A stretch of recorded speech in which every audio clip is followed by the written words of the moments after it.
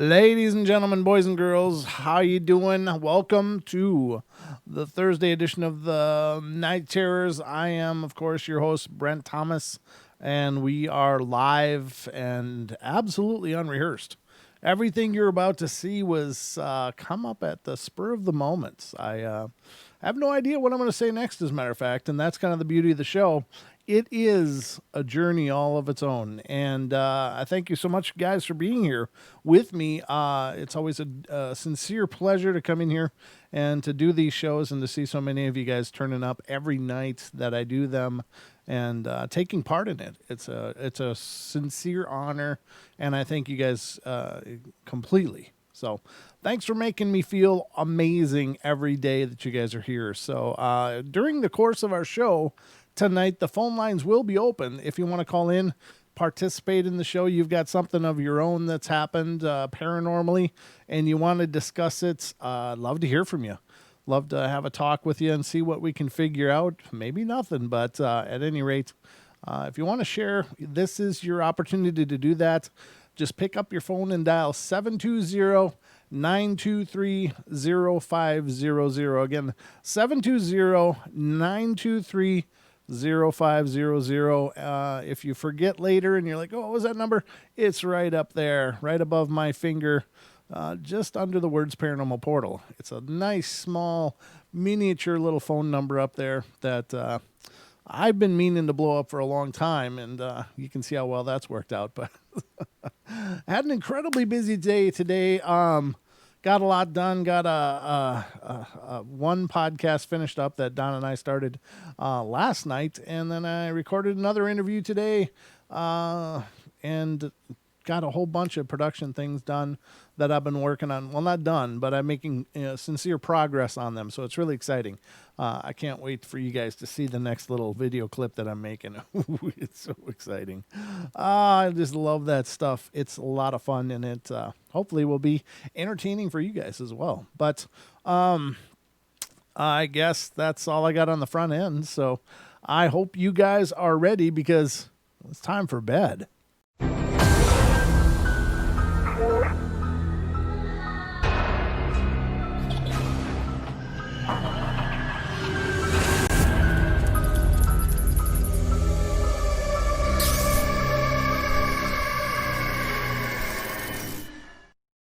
Wow, that's a mouthful, and welcome to Mercurius Delvidinius. Welcome to the show. That's quite a impressive moniker you got there. That's a lot of syllables. That's a polysyllabic smorgasbord right there. And I hope I didn't butcher it too bad in my pronunciation, but welcome to the show. Great to see you here, and I hope you enjoy yourself. I haven't seen you before, but that doesn't mean you haven't been here before, but I just noticed you today. So thanks for stopping in. I hope you enjoy the show. And if you do, I hope you will subscribe and let other people know about the show.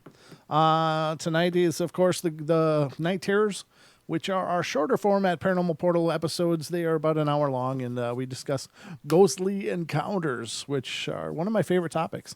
I think they're all my favorite, but I just keep saying that because it sounds extra special when I set it up saying it's one of my favorite topics.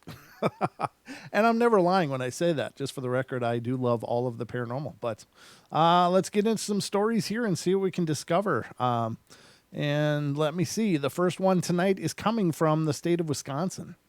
And it has to do with haunted places. So let's read this story and find out what's going on in Wisconsin. It's not too long. It's a pretty quick story. It says, my past other stories have been around 5 years ago, and this one is about 3 years ago.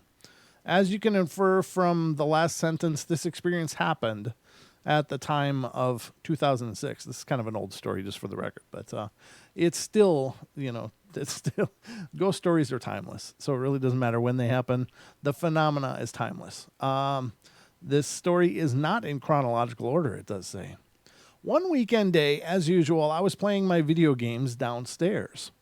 I just booted my games when I was looking at a black screen, and I was looking in the reflection, and suddenly a hairless thing went by a window and made a face, and I was freaked out because there was nobody home except me. Yeah, that's horrible. My next experience also happened just as I was starting up my games again. You might want to quit playing video games. I mean, God, if you're getting haunted every time you boot up a game, maybe that's a motivational spirit and it's trying to get you to do your homework instead. Just saying. It says, I was starting up my games again. I was home alone, but this time, instead of a weekend, it was right after school. A few minutes after getting downstairs, I heard something running down the stairs, and I thought for a second that it was my mom, maybe, but I remembered she was at my grandparents' house. I decided to take a look into the room, but to my shock, there was nobody there. My last two experiences were downstairs when I was playing video games. Again, yeah, this person needs to get busy doing something else. But this next occurrence happened in my room. It was a nice sunny weekend day when I was awake in bed and everyone in the house was sleeping, except me, when suddenly, from right in front of me, not even a foot, I heard a voice say my name. Strangely, I heard the same voice a few more times. I can't compare it to any of my family's voices. It was just so different.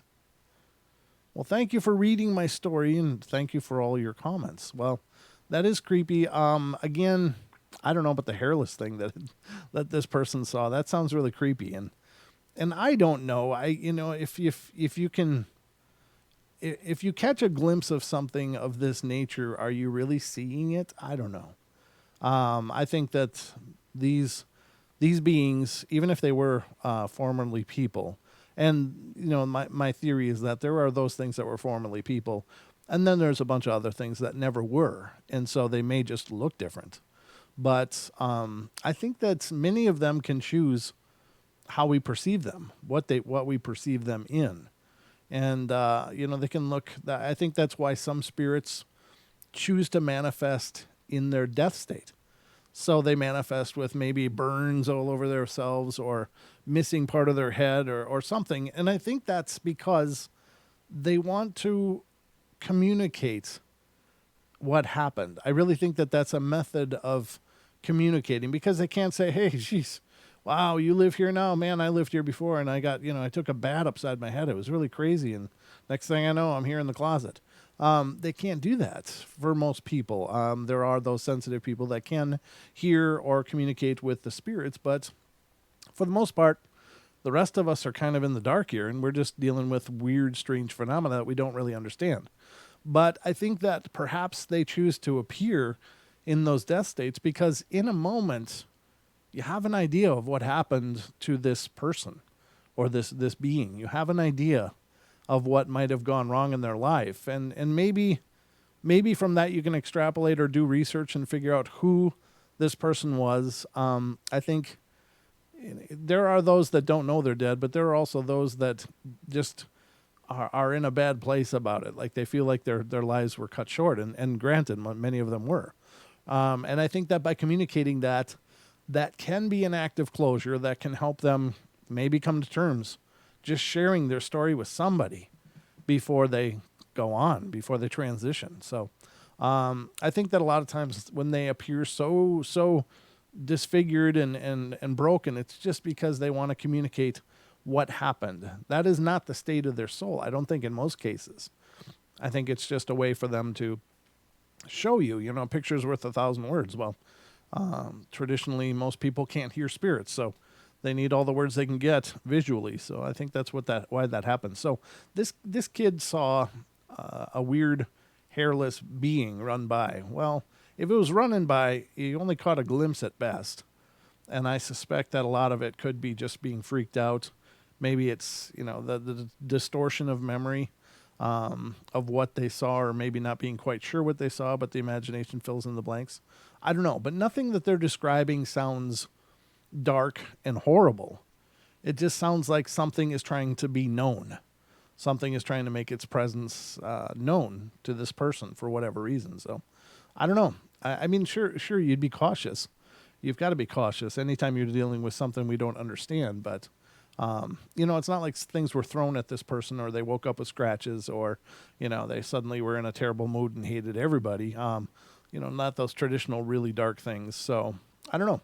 It's hard to know just being on the outside looking in and reading a couple paragraphs. You can't really get a real solid view of what's going on, but that's just what's jumping out at me. So let's go to the next one, and this one's from Ohio. And this is a miscellaneous category, which means they've probably experienced many different things. Could be apparitions, could be things moving, could be a haunted house, etc., etc. So it says, my name's Aaron, and we live in a very old town called Milford Center, Ohio. It was built in 1799, and our house was built around 1850. Recently, there have been some weird things happening, and I told my parents. My dad doesn't believe me, but my mom actually does. I've done some recordings in my room and heard some weird things. I hear very loud bangs as well as a little girl's voice say, no. I've also heard a man's voice that sounds like he says, call me. I'm trying to get more proof, like for them to talk in front of the camera or something. Another thing is that stuff will just fall out of nowhere. I've had a car on my TV, and one time it just flew right off the TV. My TV has turned on by itself whilst I was just hanging up my light bulb, and I heard my TV turn on when the remote has no batteries in it. The TV will just sometimes turn off by itself, too. Everything mainly happens to me, and I really don't know why. But there was this one time when me and my friend were upstairs by ourselves when suddenly my pencil was thrown at me. It wasn't my friend, as he was too busy texting, and while he was sitting in a chair, something was tapping the back of it, but it wasn't him. I looked over and he was still busy texting, and he noticed the tapping as well and thought it was me. We both looked at the chair, and it was still being tapped. As soon as I put my hand where it was coming from, it got really cold and the tapping stopped. Yeah, that one's a little different. That actually threw a pencil at him. I don't know, but it is just a pencil. It's not like a book or a sharp piece of glass or a knife. So it's just a pencil, but still, that's a little different, that one. I don't know. Could it be dark? Sure, but not necessarily. The next one's coming from New York, ladies and gentlemen. New York. Reminds me, I was on with Billy Ray on the Infinite Fringe, and he's now released that as a podcast on his Spotify podcast account. So if you want to check out my appearance on Billy Ray's Infinite Fringe show, you can do that. Just head over to Spotify and search the podcasts for the Infinite Fringe, or look for Billy Ray. And you can check out the episode. It was a lot of fun. We had a great talk with him.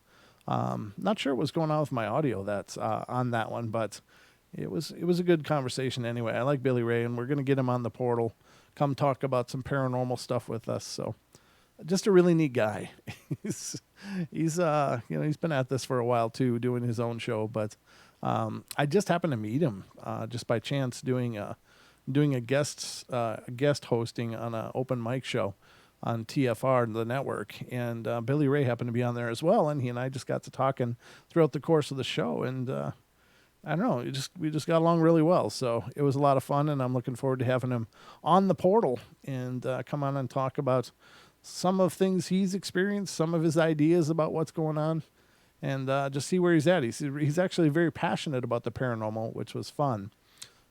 We did talk about some of that on his show, but we also talked about the big picture and all that stuff, a lot of the stress stuff going on in the world. So, but we had a good time. Just a sec here. I'm suddenly getting a phone call. I don't know why I'm always getting phone calls, but I'm trying to, come on. There we go. Let me just send a quick text message if you guys would be so kind. Hold on. What the hell is this? I don't want a software update. Come on. Later. I don't want that either. Remind me later. What is everything updating right now? What the hell is going on? My computer's updated like 3 times. My phone keeps wanting to update. It's like, what in the hell is going on? Yeah. Yes. Doing a show. It's my cousin. We'll have to call him later. But sorry about that interruption, guys. So let's continue on here. This one was New York. And yeah, so we'll have Billy Ray on. It should be a good time. I'm not sure when that's going to be yet. I haven't coordinated with him, but I'm really looking forward to that. Really great guy.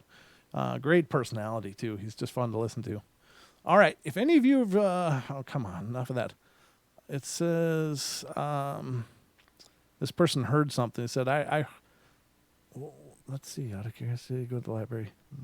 They do a lot of... like, these people submit stories, but they're not back-to-back stories. They're spaced over a period of time, like a big period of time, and then they refer to their last story like you just read it. And it's like, are you kidding me? There's thousands of stories. It says, this person apparently heard something. We'll just read it, find out if we can piece together what the hell's going on here. It says, if any of you ever read my other story, this is a follow-up on that one, which means nothing, but thank you.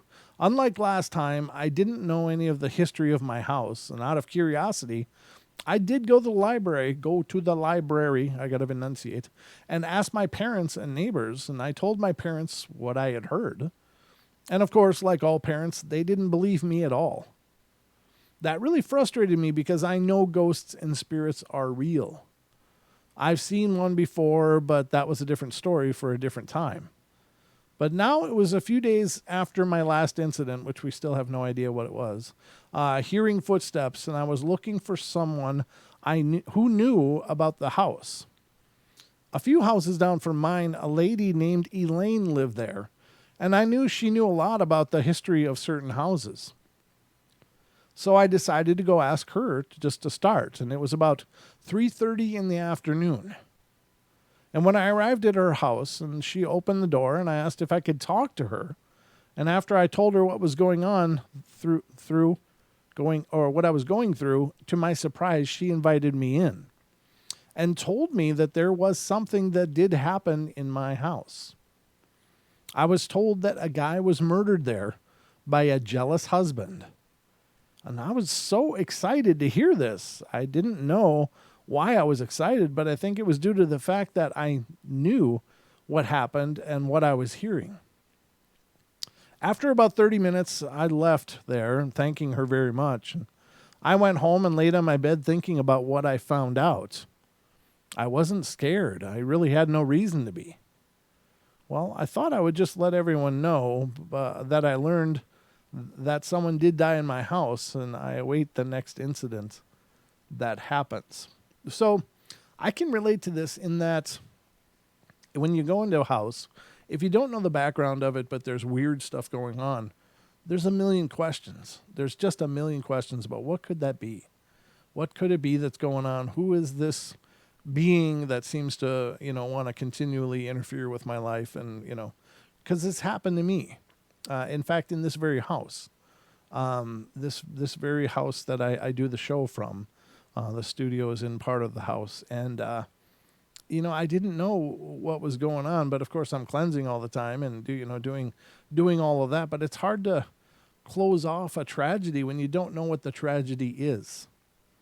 And I was doing a show here with, it was the show titled The Way Witch, with my guest Jenna Bowers. Well, Jenna is actually the daughter of my neighbor, and she's a practicing witch and fantastic person. Did a wonderful interview, had a great discussion with her, and just a really neat person all around. But before the show started, we're sitting here getting ready for the show, and she's sitting in Don's chair, and we're getting geared up to get started, and she goes, "Hey, you know what happened here, right?"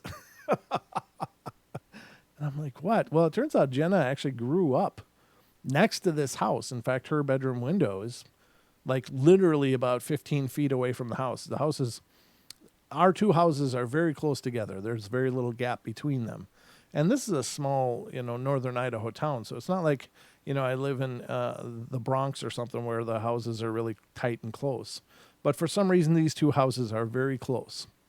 And her bedroom and the upstairs was facing the upstairs bedroom here, where we used to do the show out of that room up there, actually.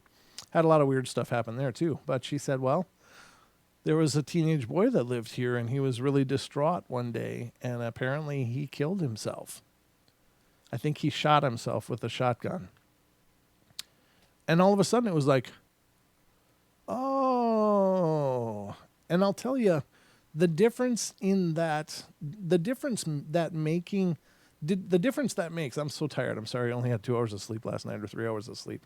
So I'm really running on fumes. But the difference that makes, knowing the reason for the tragedy, the reason for the lingering spirit, it really did take away a lot of hesitation and concern, because suddenly I had an idea of who is in here and why they're upset and why maybe they act out from time to time. And it's allowed me to be able to have a dialogue with this person. I still don't know the name. I've done a lot of searching, going through a lot of obituaries and stuff, trying to figure out who this person was. She didn't remember the name. It was so many years ago. But I know when I can find that name, that's going to be very powerful in helping me to cross this person over. But just having the nature of it identified and knowing why there may be a spirit lingering in this house, it makes all the difference in the world. And it took away so many of the unknowns, so many of the weird things that were going on, and where you don't know what you're dealing with. You don't know if it's just some mischievous, playful spirit, or if could be something dark. I mean, it never really felt horribly dark here, so I really didn't think that too much. But there's always that concern. I've got a small child. I've got I've got a family here, so I've got to be careful about that. But knowing the condition, the reason that spirit could be lingering here, made all the difference in the world for me. So I can appreciate what this person is saying about this story. The story wasn't really so much about anything other than, hey, I found out why there could be a haunting here. And that's the same thing I found out about this house. It's like I found out why this spirit may be lingering. And that is very, very, very healing, I think, very powerful in at least giving it a reason. So I appreciate what this person's saying. And while it may be, less than incredible for readers of it, I can really relate that is a powerful thing to be able to identify a haunting and to at least give it a personality, so that it's not quite as unknown and weird. I mean, it's still plenty weird, but it's a lot less weird kind of having an idea of who it may very well be. There could be a lot of other factors involved still that could make it pretty dark and ugly, but so far it feels a lot better having known that. So I don't know. I'm still looking for the name, though, because if I can get the name, I can, put together some kind of a ceremony to cross this person. But anyway, let's continue on. The next one is from Ohio. Oh, no. Let me just scan this one, because it has to do with succubus, incubus, and sexual ghosts. And as a rule, I don't do these stories on the show, because it's not that I'm ignoring the fact that this is a real phenomenon that people experience it, but it's just that I don't like covering that kind of stuff on this show. I know there's young ears listening, and I don't want to do that to some of our listeners. So look.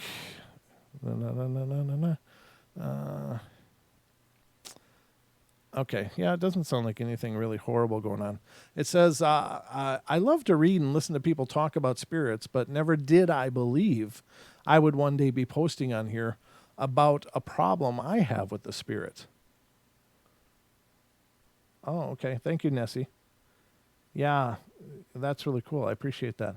I didn't hear that, I don't think, unless Don did share it with me. I know that, he usually tells me that kind of stuff, so maybe he did. But thank you. Yeah, you're right on. I left Connecticut to live and work in Ohio with my friend, who has a lot of work going on right now. And from the first day I stepped into the house, I knew it had a spirit. I told myself, if the spirit is not harassing me, I don't have any problem with it. The last 4 days, I had dreams about this woman trying to make out with me. And because I did know this woman in my dream, I used to turn away from her. Okay. My friend told me about 2 a.m. this morning. He was watching a movie when that vent in his room started to blow real hard. Okay. So he's watching a movie at 2 a.m. and the vent started to blow really hard and his blanket was raising very high from the air that was coming through the vent. He then said out of nowhere that something came and held him down in his bed and he could not move or speak for a few seconds. And all this time, the thing was holding him down and was, I didn't see that part, and doing stuff. Okay. Now I'm wondering if the woman in my dream was trying to make out with me or was really doing it and I wasn't dreaming. Rather, it was really happening to me. What kind of spirit is this? Can someone give me some advice on what to do with this spirit, please? Thanks to all. So here's the thing. It's kind of like sleep paralysis. Anything spiritual, you can protect against. You can, do things to your bedroom in terms of prayers or, a sage or holy water or anointing oils, moon water, whatever you observe. It doesn't matter. Whatever your, passion is for protection. You can do those kind of things to your bedroom to protect yourself from having these kind of encounters. I'll tell you, I've never had this kind of experience. I don't think. I don't usually remember my dreams, but I don't believe I've ever had this one, and that's good because that's kind of creepy. But you can protect yourself against spirits. You can ward your room, your bed, your sleeping area from spiritual presences. There's lots of different techniques out there, and I would just tell you to, whatever it is you believe, start looking into ways to, protect. And if you can't find it from your place of worship, like if you're in a specific church and you try to ask and people look at you like you're weird, just look on the net. There's lots of, Christian things out there. There's lots of other esoteric religious ideas out there that are represented in how-tos and what-to-dos. And you can certainly look into those. I won't discuss them here on the show to any length because, quite honestly, I don't want to misrepresent anything or forget to represent something and have anybody trying to follow my advice and, having things get worse because they forgot something or I forgot to mention something. So I will just tell you that there's tons and tons of information out there, and just pay attention to whether or not it resonates with you. If it does, then it's powerful. If it doesn't, don't bother. It's like if you don't have a faith in like a Christian religion, a strong faith in it, picking up a Bible really probably isn't going to help you a whole bunch if you're dealing with something really dark. It might help in some situations, and it may lead you to a faith, but you should always practice things that resonate with you spiritually because that's where it becomes powerful. If I picked up a Hindu thing and started shouting Hindu chants or something or whatever that may be, for me, that probably wouldn't do me a whole lot of good unless I was passionate about it and in invoking or calling into my presence a divine being from that practice. I think you could still if you had a faith about it, but if you're already practicing a faith, use that because that's going to be most powerful for you. So anyway, just my 2 cents on that. All right, I gotta hit another one here. Hold on. All right, and I gotta do some scrolling here because we're in a whole new list here. I'm gonna open up a few more. God, it's already 7:33. What the hell happened to the time? What happened to the time, ladies and gentlemen? See how time quickly goes by. Incredibly quickly. So the next one comes from South Carolina. And it says, a week after my best friend Jason died, I began to see things. It started the day I visited Jason's house in Lancaster, South Carolina, to spend some time with his mother and stepfather, in which I consider them to be my own family. I was walking by Jason's room and I could have sworn I saw something move. In thinking it was just Jason's mother, I kept on walking until I heard something fall. I turned and walked into his room and saw a shadow. I guess you could call it that, but at the time I didn't believe in ghosts, but the shadow had the outline of a boy. The hair was just like Jason's. Normally you hear that in the presence of a ghost, the room becomes really cold, but I didn't notice anything of that sort at all.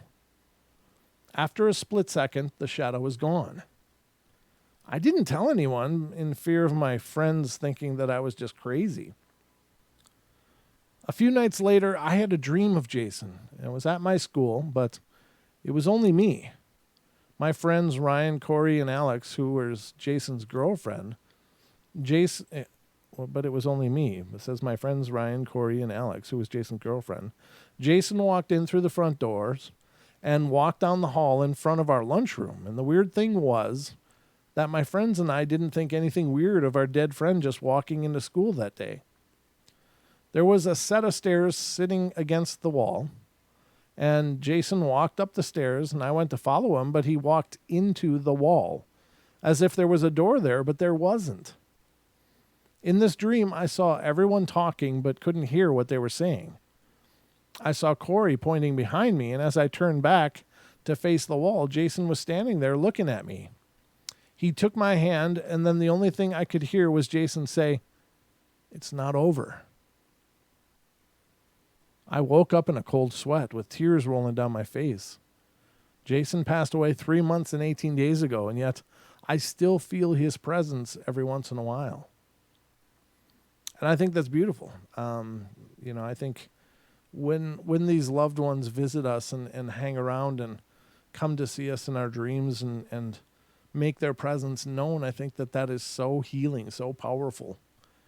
And as any of you that have been paying attention for even a short little while know, I talk about my own experiences quite often with seeing my dad and having a chance of visiting with him and having a really healing conversation.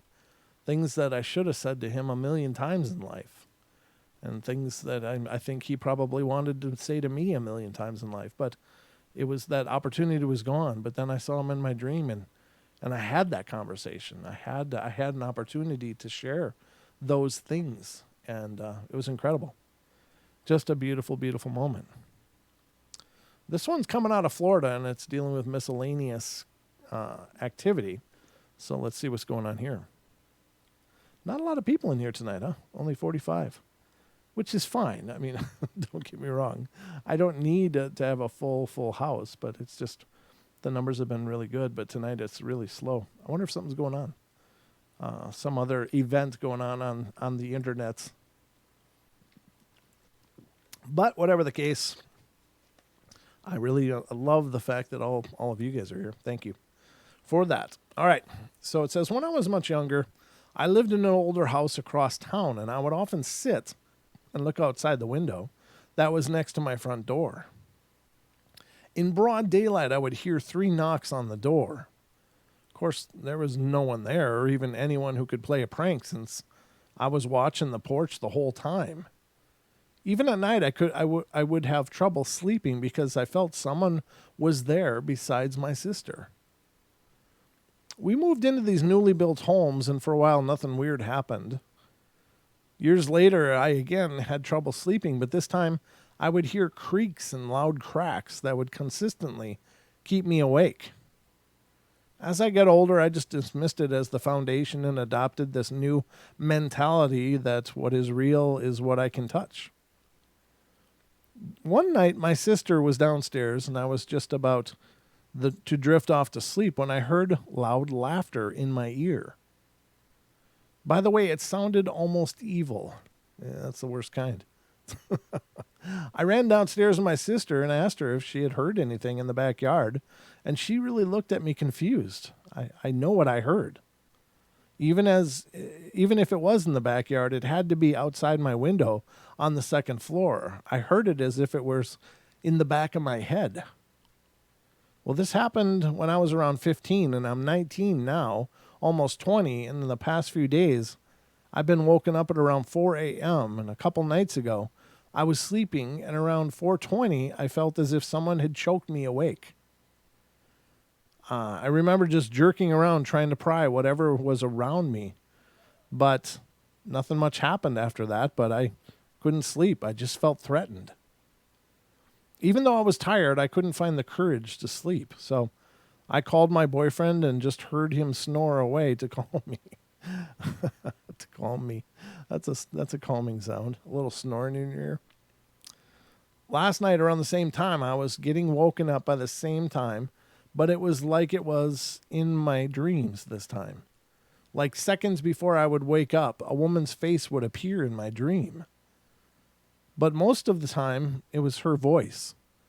Like she was getting my attention, but I couldn't make out what she was saying. I could just tell the alertness in her tone that when she would wake me up. This time it didn't feel threatened, just annoyed. She wasn't letting me sleep. And every time I would drift off, she would again use my dreams to wake me. I tried looking at some of the stories others have posted, but most didn't apply to my experiences. The choking wasn't much of a sleep paralysis. I'm just not sure what to do. I told whatever's in the room to please let me sleep. Most of the time I just ask it to leave. I just don't know what to do.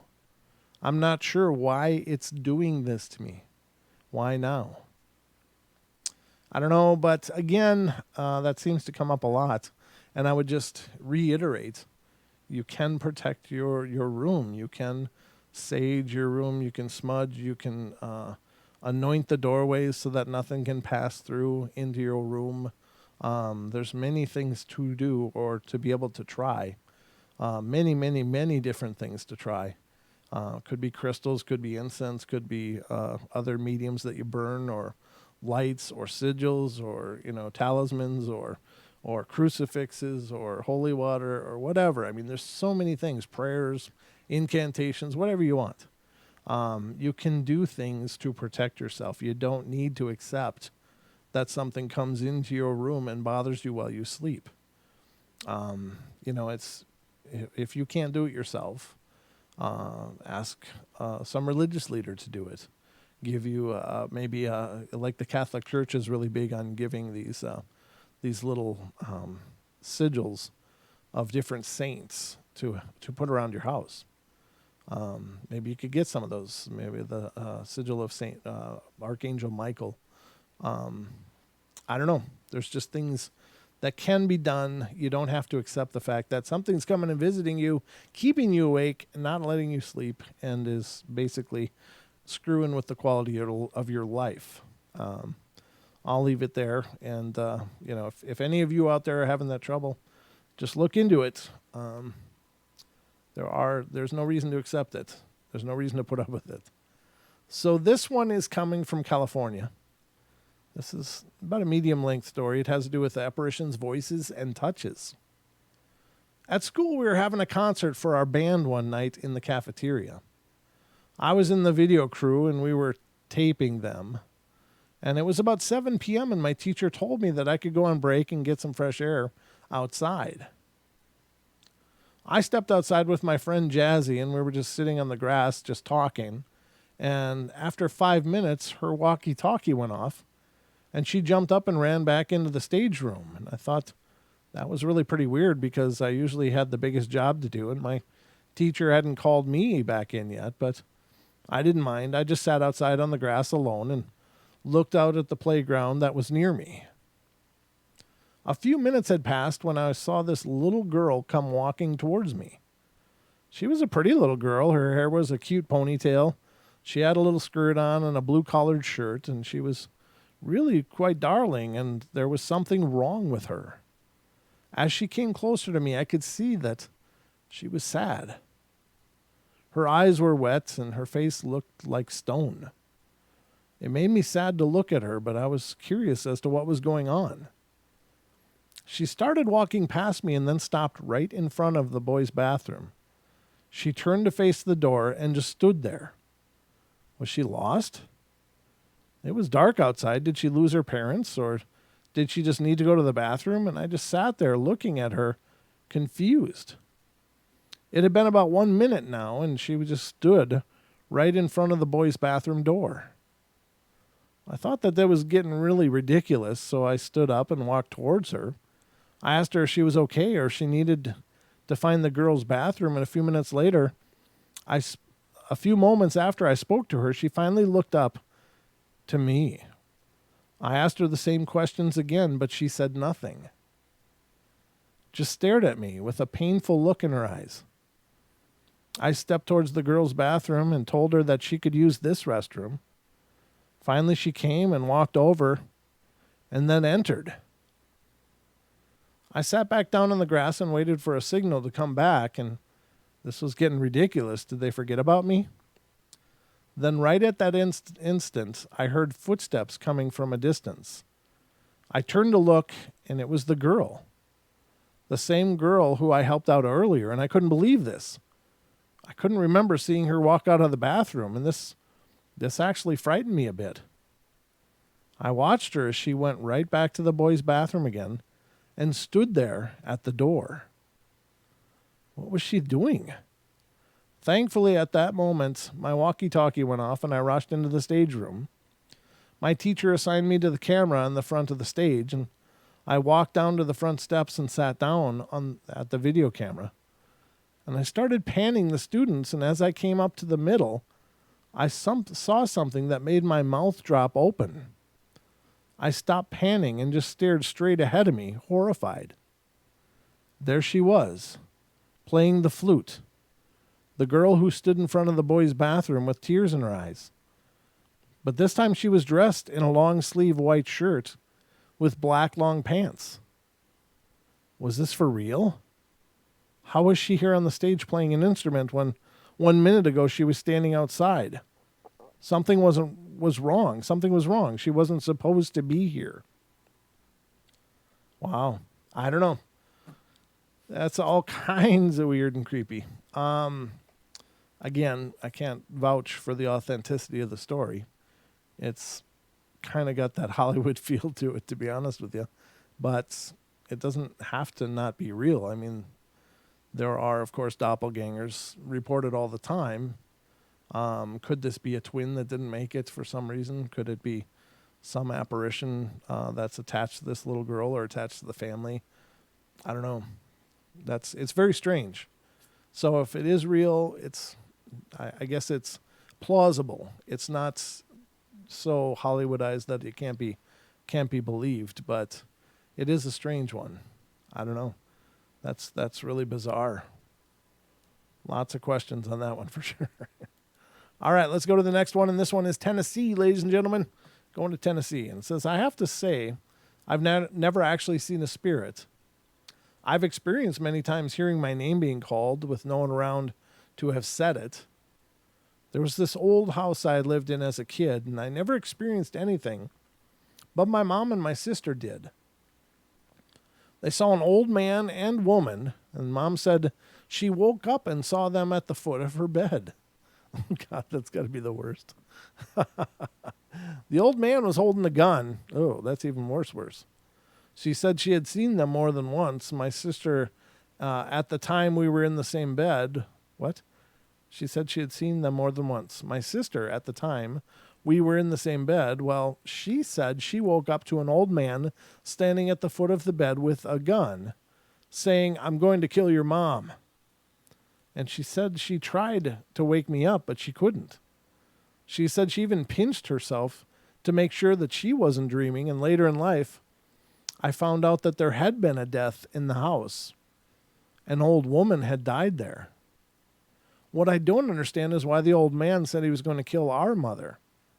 Nothing did happen to her. I know from time to time go to the graveyards and some house ghost hunting. I've done great, had a few EVPs and video footage, but there was this one time in the graveyard I will never forget. We were finishing up an investigation. I looked at some trees and saw a shadow figure. Well, I didn't think it was a spirit or anything, which I could be wrong, but I did see this human figure shadow. And of course, I zoomed into the truck And hey, it could have been someone bad, but didn't want to take any chances. I don't know what the hell I just read.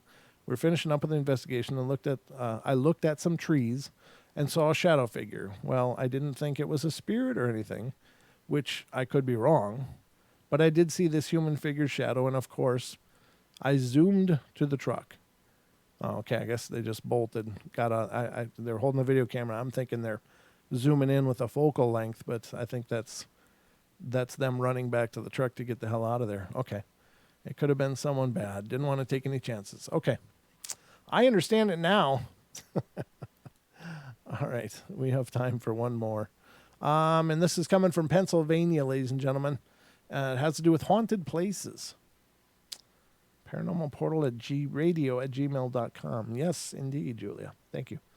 There's 51 here now. Well, that's nice. I'm glad to those other 6 of you that have arrived now. Thanks for coming. I have one story left for you. I hope that's enough. Unfortunately, I'm sorry you got here late, but thank you for coming all the same. So this is coming from Pennsylvania. It talks about haunted places. It says, first off, my name is Hannah, and I'm 15 years old. My family just moved into the beautiful Victorian-style home in October of 2008. At first, we really didn't experience anything except for the occasional creaks that old houses have. Then in early December, I had my first paranormal experience. It was about 8 p.m. on a Friday night. I was home alone and just doing some homework, watching some television. Nothing out of the ordinary, but I got up to use the bathroom. And I went to the sink to go wash my hands. And as I was washing my hands, I felt as if I was being watched. I really don't know how to explain it. It just felt like someone was there. I continued washing my hands, trying not to creep myself out. And then, all of a sudden, I thought I saw something pass by the open bathroom door and go down the hallway. Well, now I was freaked out. I decided to look into the hallway and assure myself that it was just my imagination. Just so you know, the hallway makes a turn and goes off to the library and 3 bedrooms. As I turned the corner in the hallway, I saw the figure of a little girl who looked to be about 8 or 9 years old with reddish-looking hair and dressed in Victorian-style clothing. She moved her lips, but I didn't hear her say anything. I was too scared to do anything but stand there, and for about a minute later, she turned, reached for the doorknob of the library, but instead walked right through the door. Can anyone tell me what kind of spirit this is? Nope. It's, these one-off things, people want an explanation. They want to understand, but there's so much you'd need to know. You'd have to have a lot of experience to draw on just to figure out if it's not just a residual haunting. Is it actively participating with people there, or is it at least reactive to the people there, or is it just an event that replays like a tape recording? So I don't know. Could be a lot of things. Could be many, many things. I don't know. Very creepy story, though. I don't know how you brace for that. How do you ever brace for seeing a little girl spirit walking around your house or wherever you are? I don't think I could. I think that is just so creepy. But anyway, that's the show tonight, ladies and gentlemen. Again, I'm running on fumes today. I slept horribly last night. It wasn't even restless. It was just I wasn't tired. And of course, after getting 2.5 hours of sleep last night, it's catching up to me awful quick now. But anyway, thank you all for being here and checking out the shows. I really appreciate it. If you enjoyed it, please give it a thumbs up. Please subscribe if you'd like to check out more. We are always doing shows from Wednesday through Sunday nights, and then Mondays and Tuesdays are off. But you can also check out the Paranormal Portal podcast, which is available on iHeart, iTunes, Pandora, Spotify, Stitcher, Google Play, Chatbox, etc., etc. There's so many different platforms that we're on, just literally dozens and dozens. But I'd love for you guys to check that out.